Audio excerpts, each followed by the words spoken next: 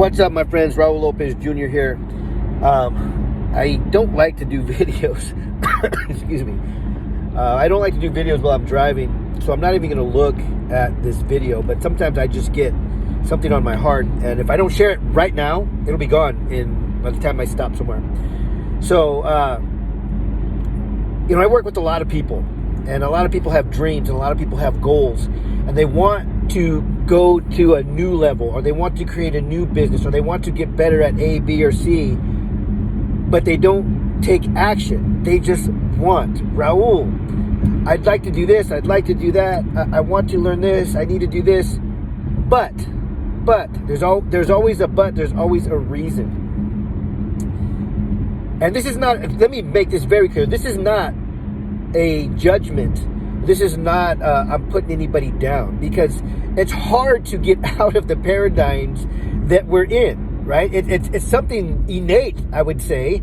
We're always looking to avoid pain in our lives.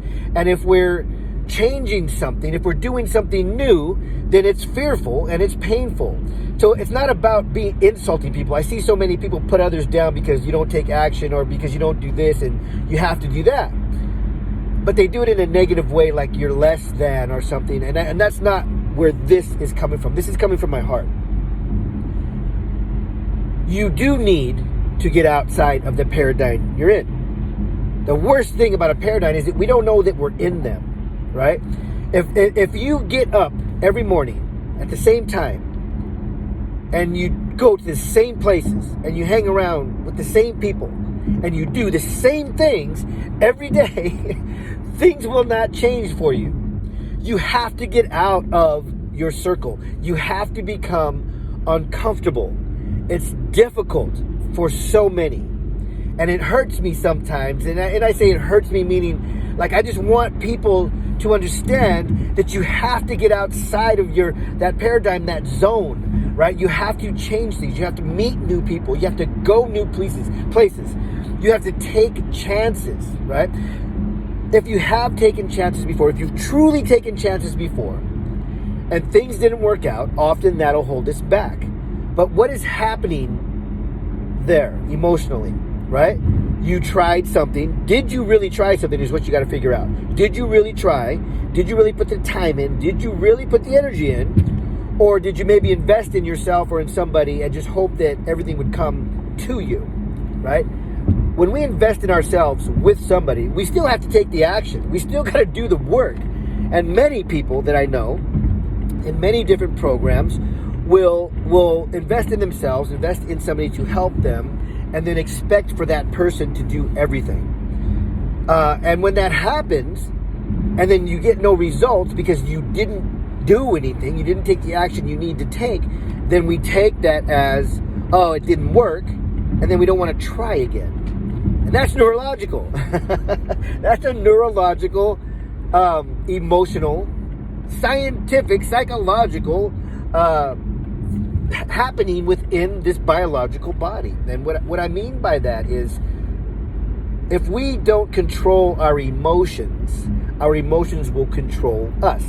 What does that mean? Every time you experience an emotion, there's a neurological trigger in your body that makes you feel, act, or do the things that you're doing, or feel, act, and not do the things that you should be doing. So if you had a bad experience trying to move forward in your life, then the next time there's an opportunity, that same feeling, that same neurological reaction, emotional reaction is going to kick in, because that same fear is going to kick in, and it's going to stop you, because your last experience or your previous experience wasn't a good one. You're not going to be willing, even though you feel like you want to, you're not going to be willing to take the action, because neurologically, and your brain is powerful, our brains are powerful, it's going to tell you no.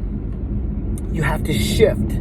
You have to get out of your paradigm. You have to move forward. You have to take chances. Now, that doesn't mean go buy every package, go hire every person. It doesn't mean that. You still have to make sure these people are a good fit, whoever you're working with. I do know people that buy every package and nothing happens for them. And, that's a whole different conversation, right? And then I know myself, if I invest in myself and I invest in somebody to help me, I have a very high expectation because I do the work.